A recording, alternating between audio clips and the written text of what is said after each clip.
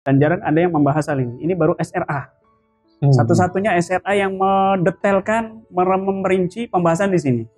Karena saya kadang nggak berani mendetailkan di depan umum. Ini nggak tahu SRA pakai pelet apa, luar biasa ya. Ilmu ngelempit bumi. Ya.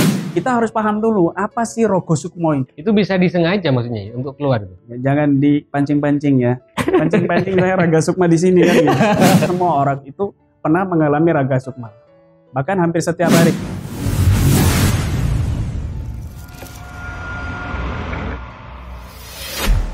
Assalamualaikum warahmatullahi wabarakatuh. Alhamdulillahirabbil alamin. Wassalatu wassalamu ala Rasulillah. Alhamdulillah. Kali ini SRA kembali podcast lagi dan alhamdulillah sekali kami sangat merasakan kenikmatan Robitoh yang luar biasa. Kemarin habis mengupload 3 video tentang pembahasan sukma. Dan alhamdulillah pada podcast kali ini kami kehadiran beliau Kiai Ahmad Imron Rosyidi selaku founder Keluarga Besar Ruqyah Aswaja dan founder Ruqyah Aswaja Official. Dan alhamdulillah sebelumnya kita ucapkan salam dulu kepada beliau Kiai Ahmad Imron Rosyidi. Assalamualaikum Yai. Waalaikumsalam warahmatullahi wabarakatuh. Pripun pangestu Yai? Alhamdulillah sehat walafiat. Tadi perjalanannya agak jauh ya kemarin ya, dari Probolinggo ya. Dari Probolinggo, acara di gunung di atas, kemudian sempat lihat-lihat video uploadan SRA yang tentang penanganan ya. Bukan tentang sukma tapi penanganan sukma, pasien yang kehilangan sukma, si Ilma itu. Dan Masya Allah responnya dari subscriber dan netizen saya sempat baca di SRA itu luar biasa. Dan banyak yang terharu dari kejadian-kejadian itu luar biasa. Masya Allah.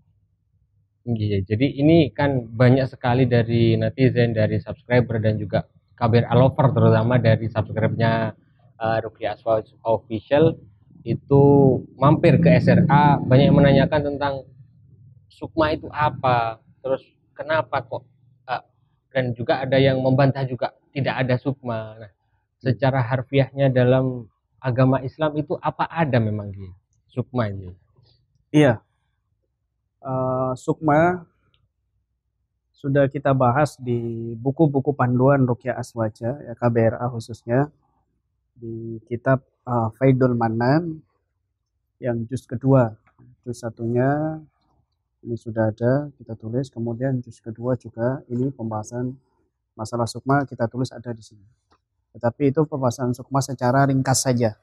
Secara ringkas, adapun yang lebih sedikit panjang lebar detail kita tulis di kitab Al-Lataifus Saniyah fi Dhara'ibil Mu'alajah bir-Ruqyah. Ini sedikit saya tulis dan saya singgung lebih dalam, lebih detail di buku ini tentang sukma dan juga tentang raga sukma.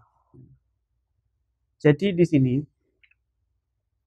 sukma ini para ulama ya sudah membahasnya dalam istilah yang mereka sudah definisikan, sudah istilahkan dengan ruhul yaqbah ya, ataupun nafas.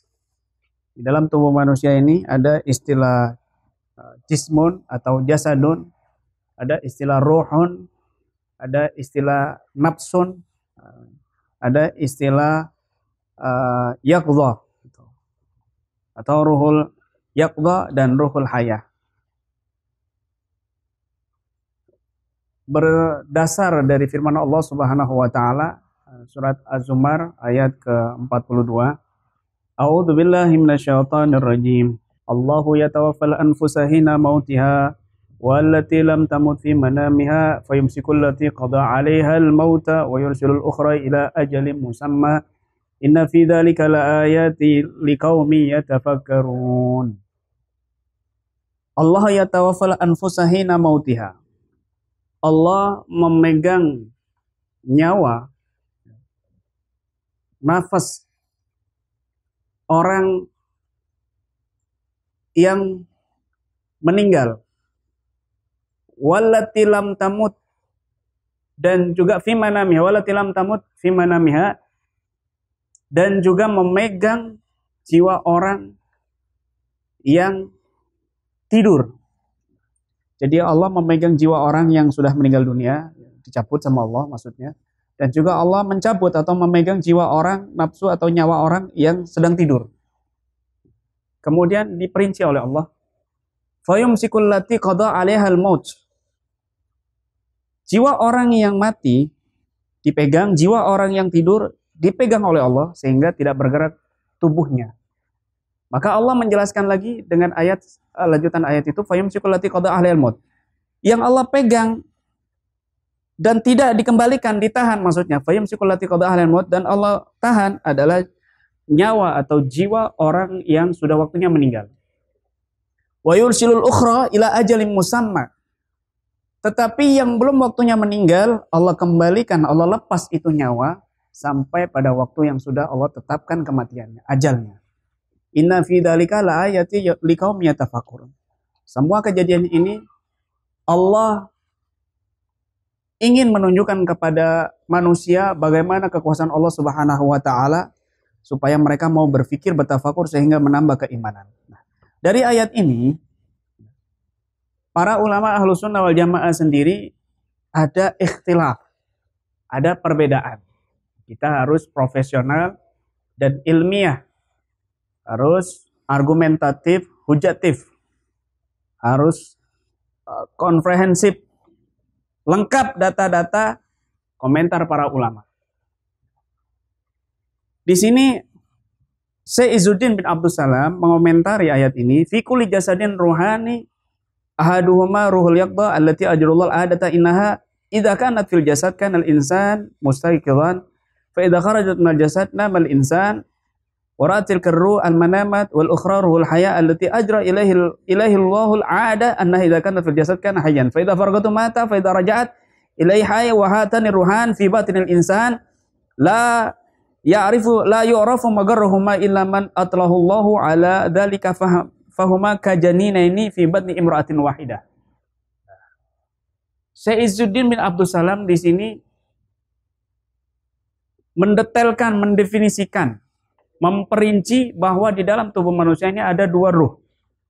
Yang pertama disebut dengan ruhul yaqdah, di mana ruhul yaqdah ini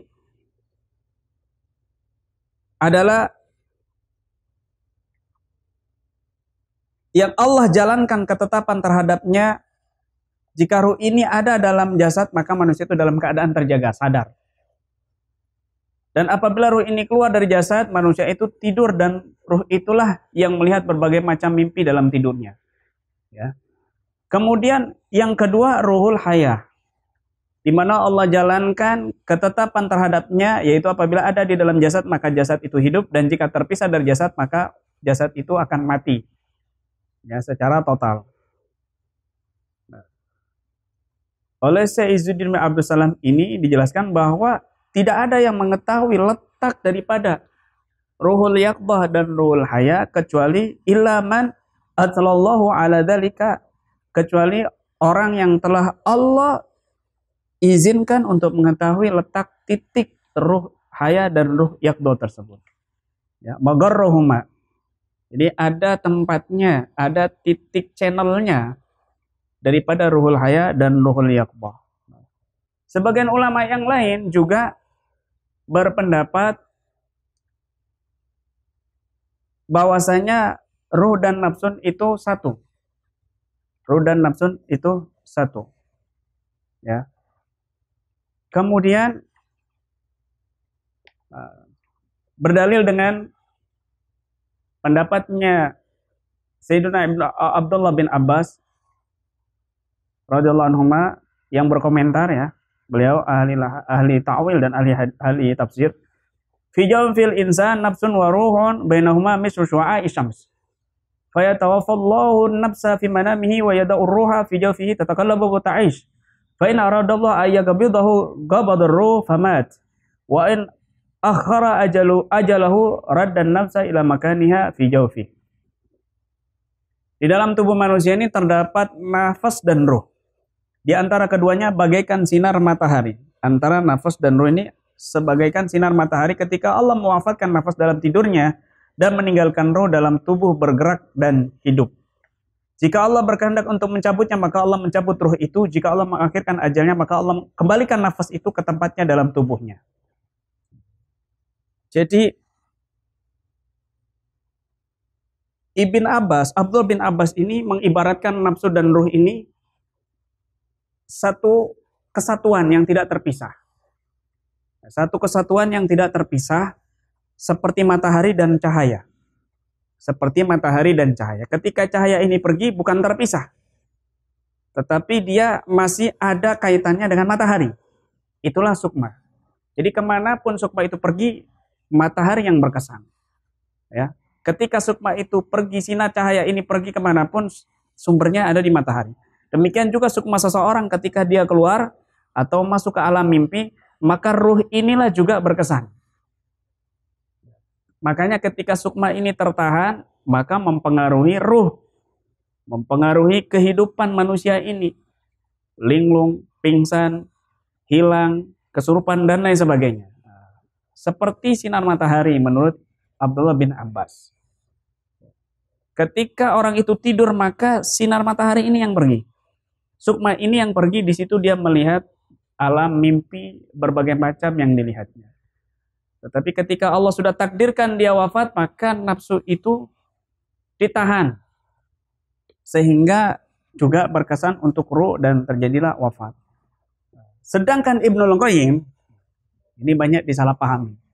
Dipikirnya Ibn Qayyim itu, Syekh Ibnul Qayyim ini berpendapat bahwa ruh dan nafsu itu sama. Satu. Padahal jauh sekali faktanya. Bahwasanya di sini katakan ya, pendapatnya Ibnul Qayyim, Syekh Ibnul Qayyim kita baca di sini. Wa ammal quwwallati fil badan fa innama tusamma aidan arwahan. Fa yuqalu ar-ruhul basir wa ruhus sami' wa ruhul syam. Fa hadhil arwah guwan muwadda'atun fil badan.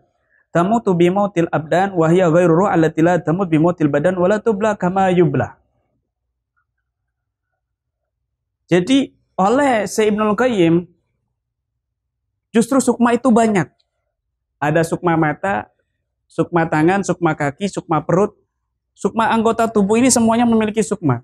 Bahkan Syekh Ibnul Qayyim mengatakan itu disebut dengan ruh juga. Misal ketika orang itu lumpuh pandangannya, maka ruhnya hilang, ruh matanya hilang. Ketika pendengaran orang itu nggak berfungsi, maka dikatakan oleh Syekh Ibnul Qayyim ruh telinganya hilang. Ketika kaki dan tangannya lumpuh, maka dikatakan ruh tangan dan kakinya hilang. Jadi justru Syekh Ibnul Qayyim, beliau memiliki pendapat sebenarnya dua. Ada yang mengatakan beliau berpendapat nafsu dan ruh itu satu. Tetapi yang lebih kuat, beliau mengatakan bahwa anggota tubuh manusia ini memiliki ruh masing-masing. Memiliki ruh masing-masing yang beliau sebut itu dengan al-quwah. Al-quwah. Maka di sini dikatakan wa amal quwwati fil badan, adapun energi ya, kekuatan yang terdapat di badan, fa innaha tusamma aidon arwahan, maka itu juga disebut dengan ruh-ruh. Fa yuqalu ar-ruhul basir wa ruhus sami wa ruhus syam. Maka bisa kita katakan ruh penglihatan, ruh pendengaran, ruh penciuman. Dan ruh ini sebagai kekuatan yang tersimpan di badan ya. Al-arwah guwa muwadda' fil badan.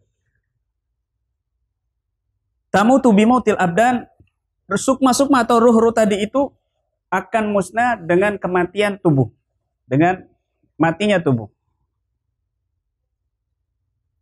Ini perlu kita jelaskan. Wahya ghairu ruh allati la tamut bimautil badan. Nah, ini yang perlu digarisbawahi.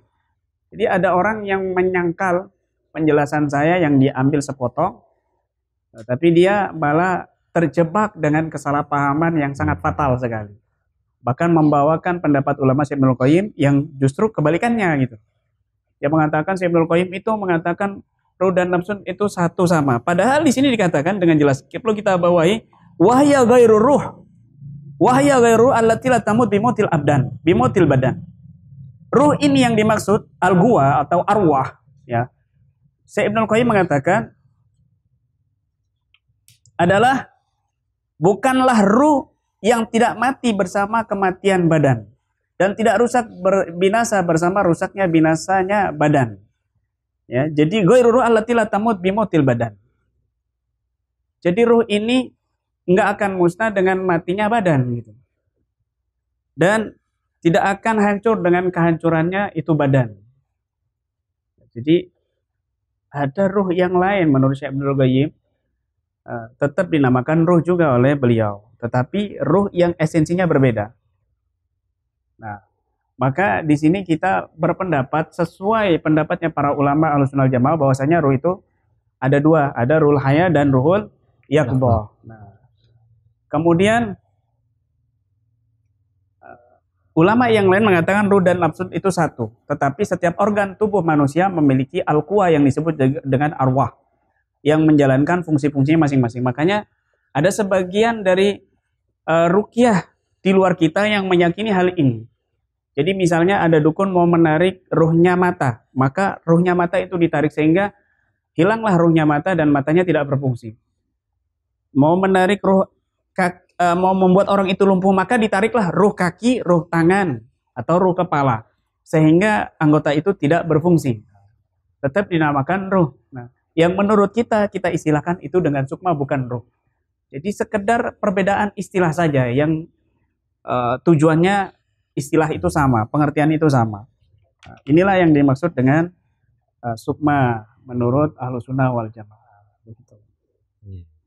Terkait itu tadi ada penjelasan dari Syekh Izzuddin, menyampaikan katanya dengan itu apa namanya, setiap orang yang mengetahui titik atau channelnya ruhnya tersebut, itu apa orang tersebut itu pilihan atau dilatih atau memang bagaimana itu? Iya, tentu itu orang-orang yang memahami ilmunya, bukan orang sembarang umum ya, bukan orang umum yang tidak memiliki ilmu lalu moro-moro dia tidak sadarkan diri dikatakan raga sukma. Ternyata dia kan pingsan bukan raga sukma. Nah, atau dia kesurupan bukan raga sukma kan.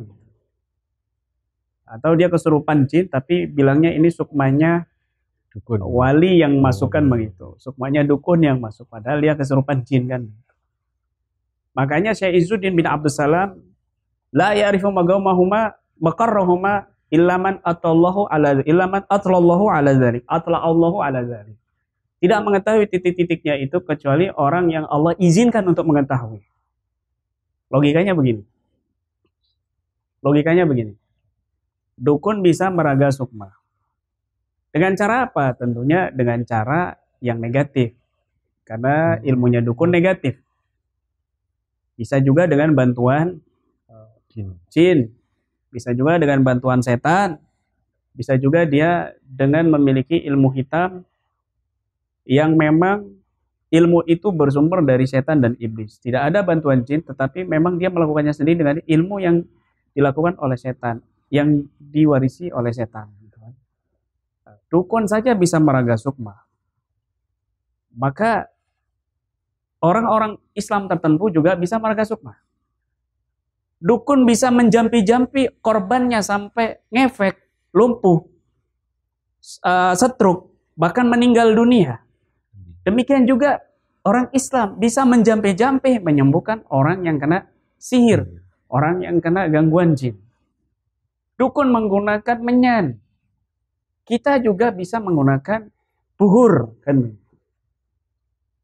Dukun membaca mantra-mantra sihir bisa membuat ngefek korbannya, lumpuh, stroke, bercerai, emosian, sakit-sakitan, bahkan meninggal dunia. Padahal yang dia baca mantra-mantra sihir. Maka juga kita umat Islam punya mantra-mantra, ruqyah yang bisa menyembuhkan itu semua. Kelawanannya, berbalikannya, sebenarnya sistemnya sama tetapi bacaannya yang berbeda. Prosesnya itu ada yang mirip tetapi kita menggunakan hal yang positif. Begitu. Ya. Contoh misalnya dukun bisa nyantet. Nah, Jangan mereka pakai apa bisa nyantet. Sampai-sampai Allah sendiri memerintahkan Rasul Shallallahu Alaihi Wasallam untuk berlindung dengan teknik itu, dengan bahayanya metode itu. Wa min zarrin nafasati fil uqad, min zarrin nafasati fil uqad, dan berlindung dari tiupan-tiupan dukun yang meniup-niup di tali-tali.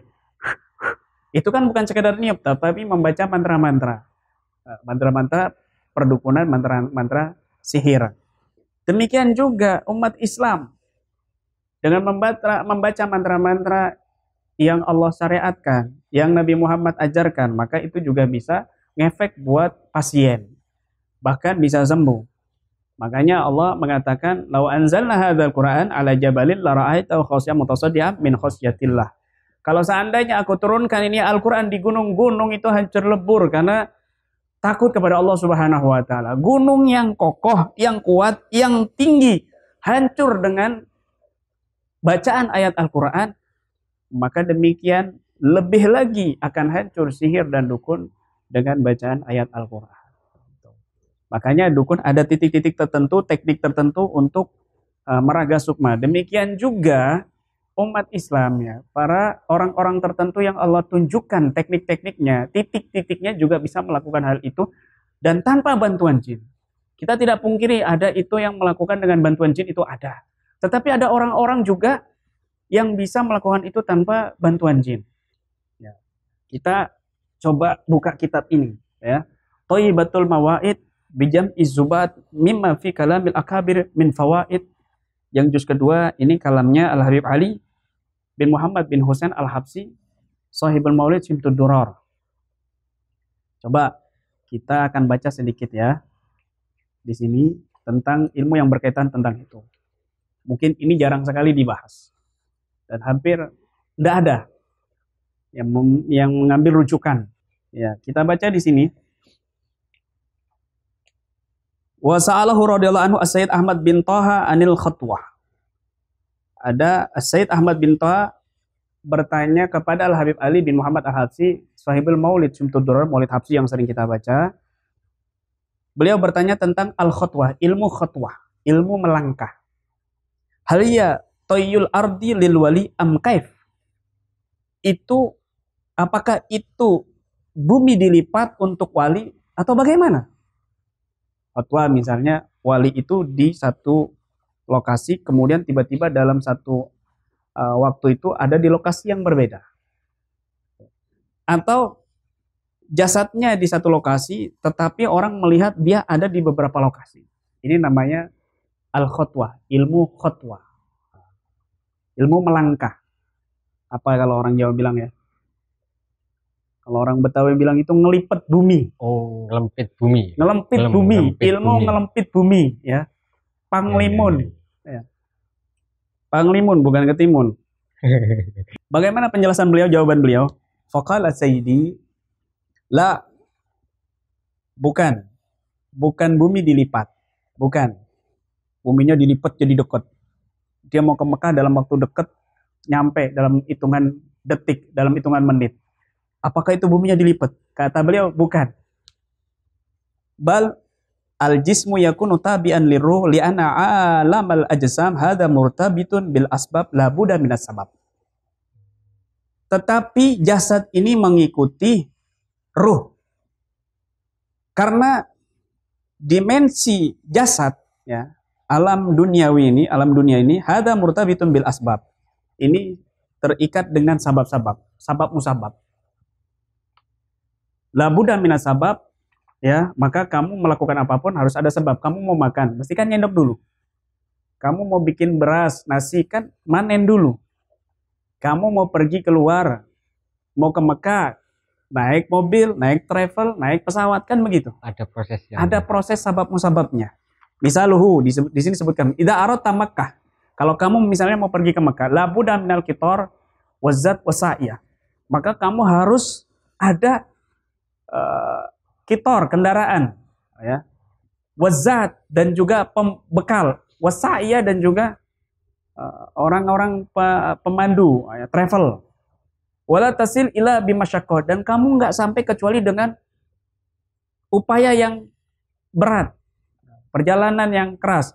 Wa ma idza khaffal jismu, tetapi kalau jasad itu ringan, tabi ar-ruh, maka jasad itu akan mengikuti ruh. Idza khatata maka tabi balik. Kalau kamu itu terlintas Mekah di hatimu, wa aratal wusul ilaiha sa'atan, dan kamu itu menginginkan sampai ke Mekah itu dalam waktu sekejap. Wa anta hunakal jismu tabi ar-ruh, dan kamu memiliki jasad yang mengikuti ruh, tufta bil bait, maka kamu akan tawaf di bait, wa zurtal habib sallallahu alaihi wasallam, dan kamu akan menziarahi Nabi Muhammad SAW di Madinah, wa raja'ta kama fi sa'ah, dan kamu kembali dalam waktu sekejap. Bentar, ada lagi penjelasannya. Wa sa'ala radhiyallahu anhu as-Sayyid Umar bin Idrus antayil ardi li ahlil khatwah. Ada penanya yang berbeda lagi, yaitu Al-Habib Umar bin Idrus. Sama-sama ulama ahli yang tinggi ilmunya dalam ilmu fikih dan tasawuf. Beliau bertanya juga tentang ilmu melipat bumi bagi orang ahli khatwah. Faqala radhiyallahu anhu, maka Al-Habib Ali menjawab, "Naam." Ya, ada. Li'annal jisma yatba'ul khatir, karena jasad itu mengikuti khatir, hati. Fa idza arada mahallan taharaka jismuhu tabi'an li khatirihi. Kalau dia menginginkan satu tempat, maka jasadnya bergerak mengikuti lintasan hatinya itu. Wal badal masumiyya badalan. Wali abdal tidak dinamakan wali abdal itu, ya, wali abdal itu namanya badal, itu pengganti. Kenapa? Badal itu artinya kan mengganti atau merubah. Iya kan? Kenapa kok di wali abdal, wali merubah, wali pengganti dinamakan wali abdal, wali pengganti atau wali merubah? Li'annahu idza baga makan tajazza wa abdalat suratuhu surat tasir wa surat tajlis. Kalau dia itu menginginkan satu tempat, maka jasadnya itu tajazza, tercabang-cabang, wa ubdilat suratuhu suratan tasir wa surat tajlis. Maka gambarnya itu merubah menjadi gambaran yang berjalan dan gambaran yang duduk. Rawa sukmo. Wal arif billah yatajazza, dan orang arif billah yatajazza bercabang-cabang. Fasuratun tahuj lahu kullasana. Orang arif billah itu bercabang-cabang. Ada satu surah gambaran, ya, dia itu haji setiap tahun. Daiman setiap tahunnya. Wa surah tabki indahu sallallahu alaihi wasallam tahdumu wa surah. Ada juga surah gambarannya dia yang berkhidmat kepada Nabi Shallallahu Alaihi Wasallam di sampingnya, di makamnya. Wa surah tatuf, dan ada juga gambaran dia yang lain yang dia sedang tawaf fi ayyi makan sya, yang dia sedang berjalan-jalan di tempat manapun yang dia kehendaki.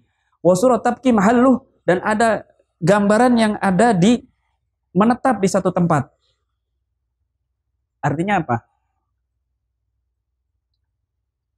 Orang yang sudah channel-channelnya terbuka, latifah-latifahnya terbuka, maka dia memiliki sosok-sosok gaib di dimensi gaib.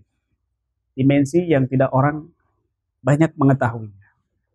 Maka kadang-kadang dimensi sosok ini dipanggil, diistighosai dengan cara yang benar, dengan cara yang sahih, maka ruh ini akan hadir. Atau sukma ini akan hadir. Nah, makanya ada kisah diceritakan bahwa Al-Habib Abdurrahman As-Segaf, ketika beliau ini di satu majlis, tiba-tiba beliau membuka serbannya ini dan menghempaskan, lalu serbannya basah. Keesokan harinya ada rombongan dari India, beliau waktu itu ada di Sihir di Yaman.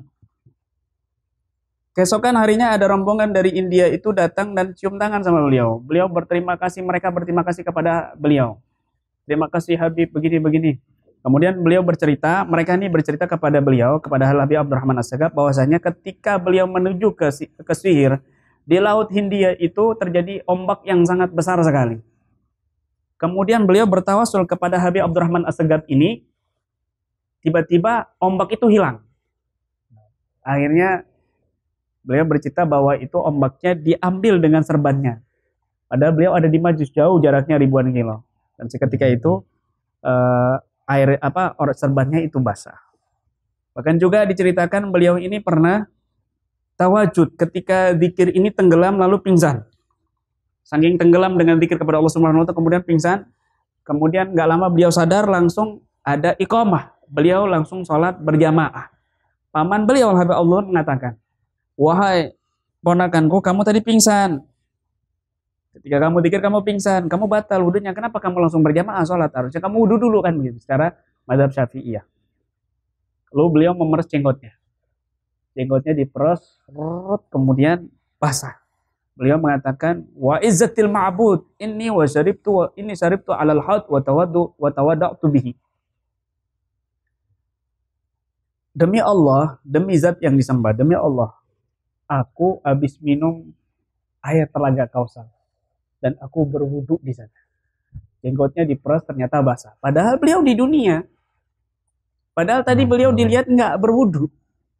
Tapi jenggotnya basah untuk menunjukkan bukti bahwa beliau sudah berwudu di telaga Kausar dan juga minum di sana.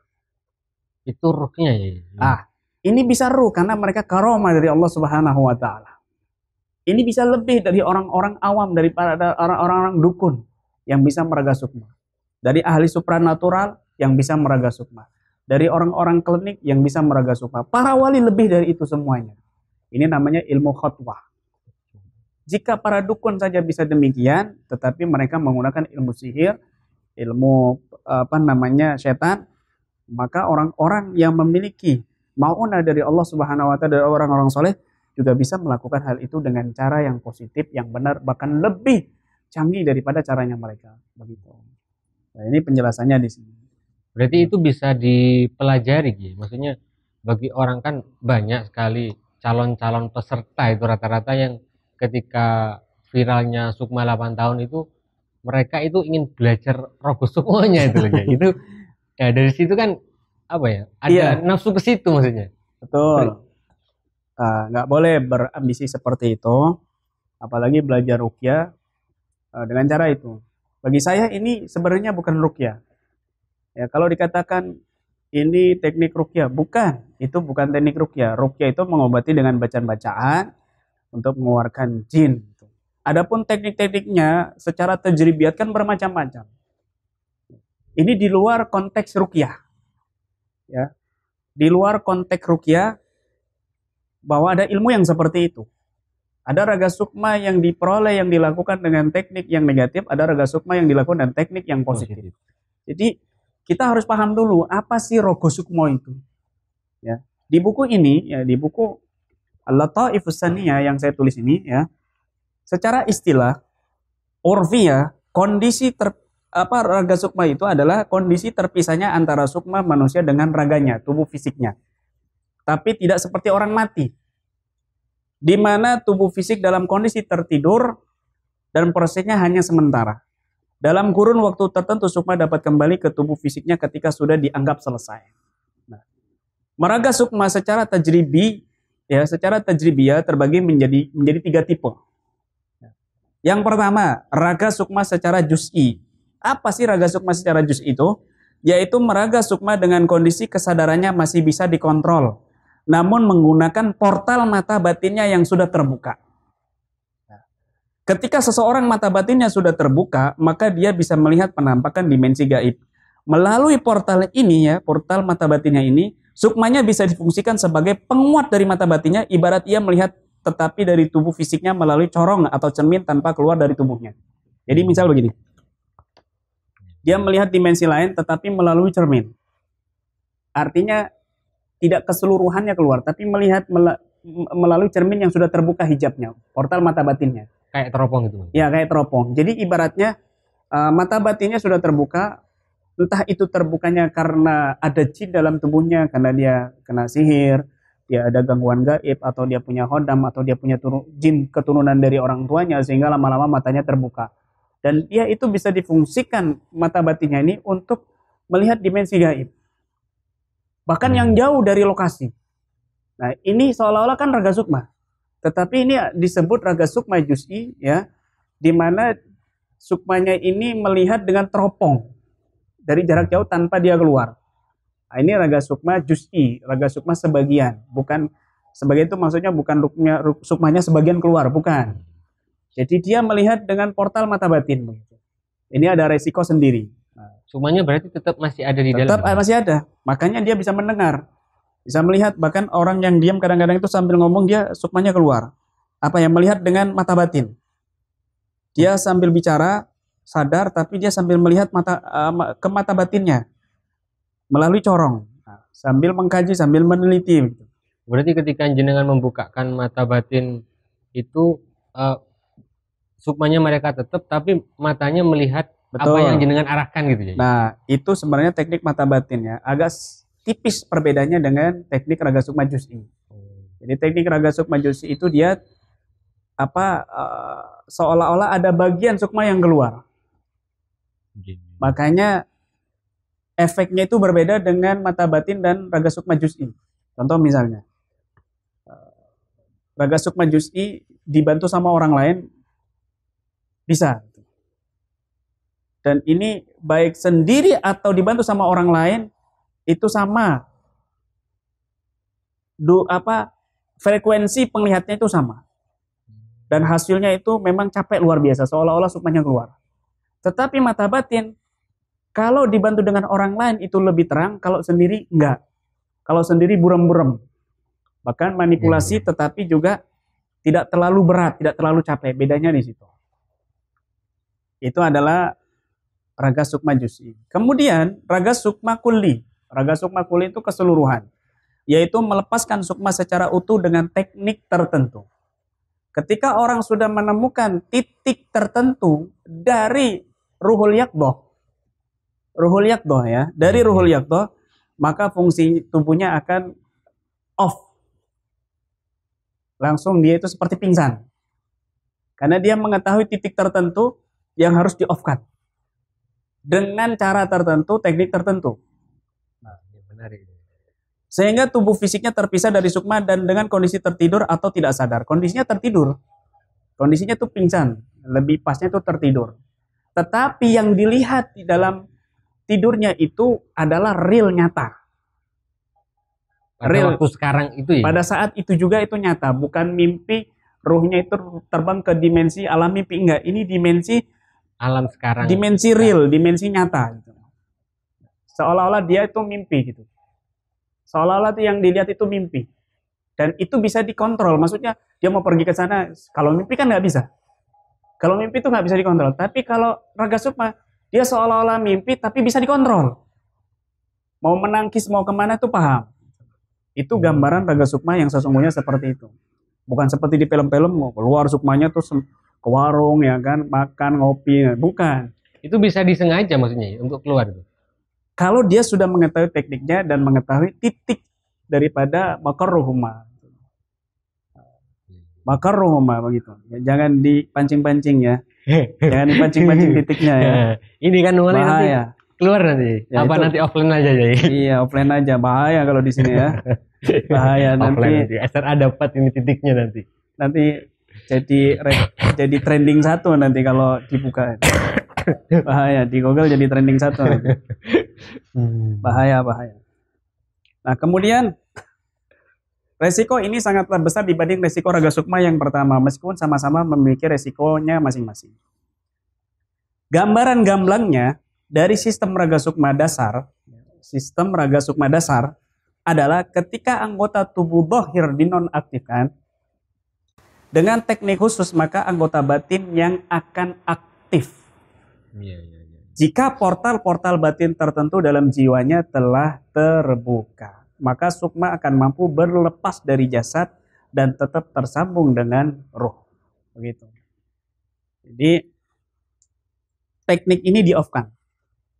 Titik tertentu ini di-off-kan. Jasadnya maksudnya. Teknik ada channel ya. Channel tertentu di mana kalau ini di-off-kan, itu tubuh tertidur. Tubuh itu nggak fungsi, kayak orang pingsan. Tetapi mata batinnya atau beberapa titik latifah-latifahnya itu sudah terbuka. Kalau nggak terbuka ya dia pingsan, orang pingsan namanya itu. Kan begitu. Orang pingsan kalau itu mah gampang, tepuk punggung sininya tepak pingsan sudah selesai kan begitu. Ini harus didukung dengan beberapa channel lain yang terbuka begitu. Latifah-latifah yang lain yang terbuka. Kalau enggak, nggak bisa lepas, masih terikat. Wong channel ininya apa diikat, gimana mau lepas kan begitu? Oh, berarti channel yang 7 itu ya? Ya, wallah alam kan. Bisa. Jangan dipancing-pancing. Jangan dipancing-pancing, saudara. Jangan dipancing-pancing, ya Ini Allah. hampir keluar ini dari Nah, Yai. makanya nanti Offline nanti. pancing-pancing saya Raga Sukma di sini kan. Gitu. Repot ya kan. Kemudian yang ketiga, Raga Sukma alami, yaitu fenomena orang bermimpi dalam tidurnya. Ini Raga Sukma alami. Artinya semua orang itu pernah mengalami Raga Sukma. Bahkan hampir setiap hari, yaitu ketika dia tidur. Itu kan sukmanya yang lepas, ruhul yakbohnya yang keluar, sehingga dia melihat penampakan-penampakan di dunia mimpinya. Begitu. Tapi itu masuk ke dimensi mimpi, bukan dimensi real, gitu loh. Bukan dimensi jin, gitu loh. Tetapi dimensi mimpi juga bisa dimasuki oleh jin. Makanya banyak serang-serangan lewat mimpi. Ketika jin saja bisa masuk ke dunia mimpi, maka orang yang bisa melepas sukmanya secara benar bisa juga masuk ke alam mimpi. Makanya itu ada teknik menghancurkan dukun atau jin melalui mimpi. Begitu. Ini sedikit pencerahan, insya Allah bisa mencerahkan buat para subscriber, para pemirsa yang menonton tayang ini. Mudah-mudahan sedikit menambah ilmu ya.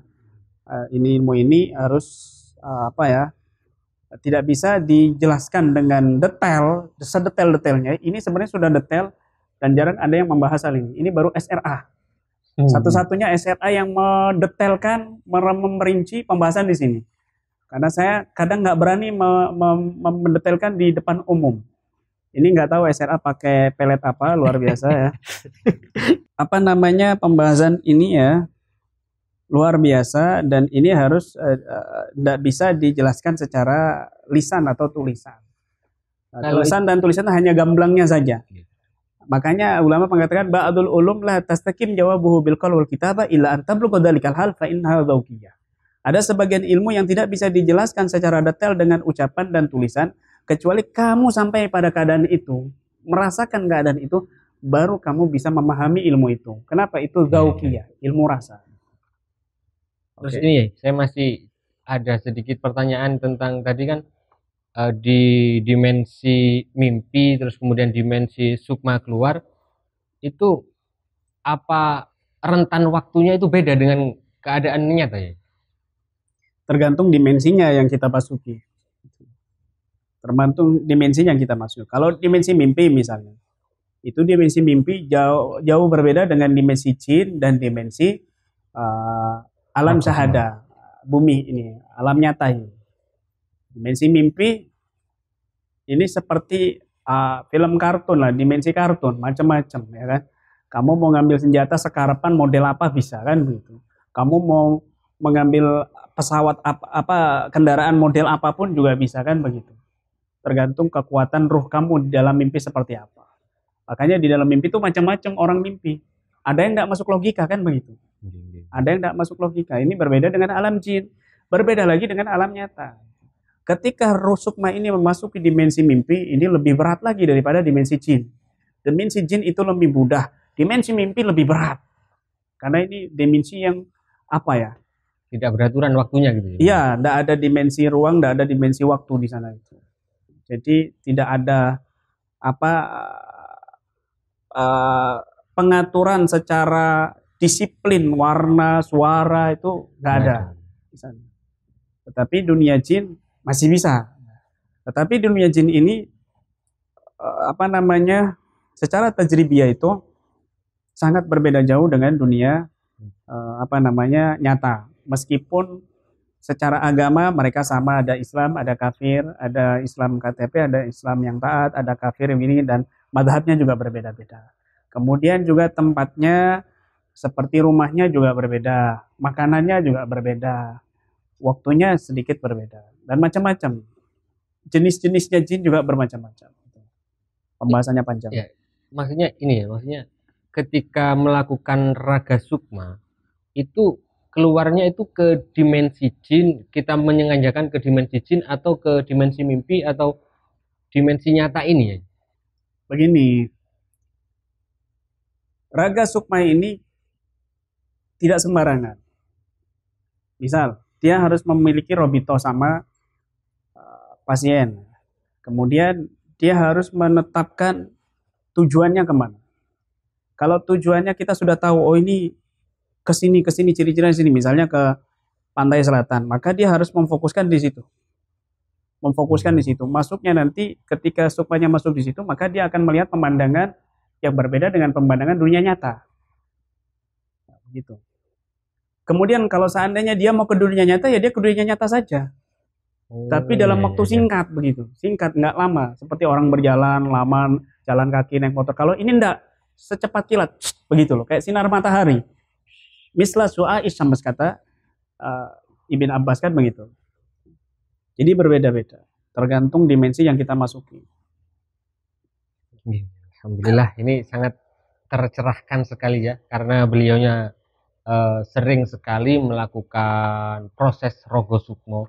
Sebenarnya saya ingin menggali lebih dalam lagi tentang yang masih bingung antara dimensi waktu itu, tapi karena alhamdulillah ini kita sudah kedatangan salah satu dari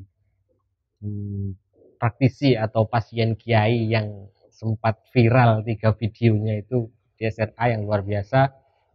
Alhamdulillah. Sempat datang ya? Ya. Sudah datang. Sudah. Suruh masuk aja. Sudah masuk semua. Salam. Alhamdulillah sehat ya. Monggo. Saya lagi ada wudhu. Alhamdulillah.